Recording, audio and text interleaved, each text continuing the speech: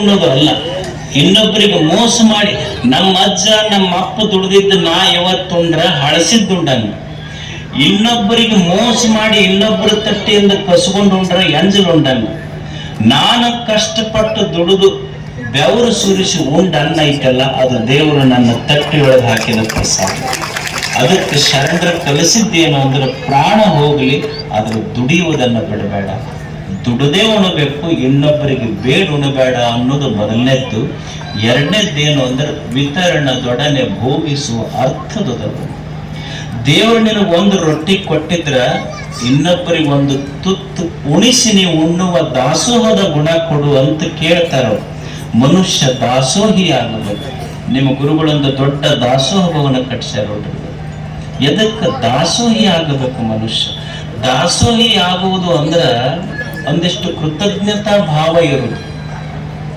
ಚಿಂತನೆ ನೋಡಿ, ವಾಸ್ತವಿಕ ಸತ್ಯವನ್ನು ನಮಗೆಲ್ಲ ಅರ್ಥ ಮಾಡಿಸ್ತಾನೆ ಮೋಳಿಗೆಯ ಮಾರಯ್ಯ. ಜೀವನದ ಯಥಾರ್ಥತೆ ಆಗಿದೆ. ಮಲಗುವುದರ್ಥ ಮನಸ್ಸು, ಒಡಲು ಭೂಮಿಯ ಸಂಘ. ಈ ದೇಹ ಏನಿದೆ, ದೇಹದೊಳಗಿನ ಜೀವ ಹೋತು ಅಂದ್ರೆ ಇದು ಪಂಚಭೂತಗಳಲ್ಲಿ ಲೀನಾತು ಅಂತಾರೆ.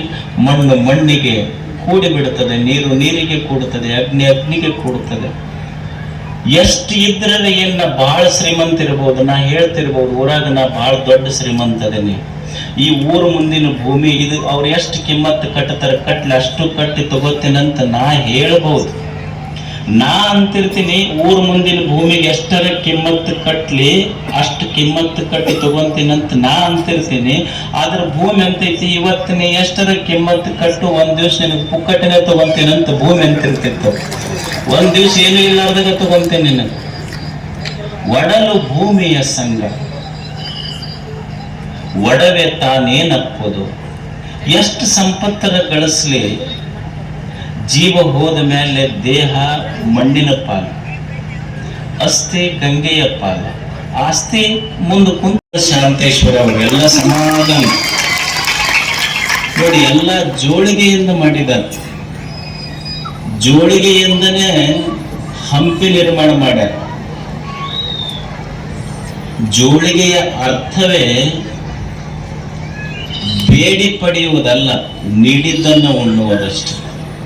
ಅದನ್ನು ಗುರುಗಳು ಇಲ್ಲಿ ನಿರ್ಮಾಣ ಮಾಡಿದ್ದಾರೆ. ಅಂಥ ಮಠದ ಉದ್ಘಾಟನಾ ಸಮಾರಂಭದಲ್ಲಿ ಇಷ್ಟೆಲ್ಲ ಜನ ಪೂಜ್ಯರನ್ನು ಸೇರಿಸಿ ಇದೊಂದು ಕಾರ್ಯಕ್ರಮ ನಡೀತಾ ಇದೆ. ಇದರ ಮೂಲಕ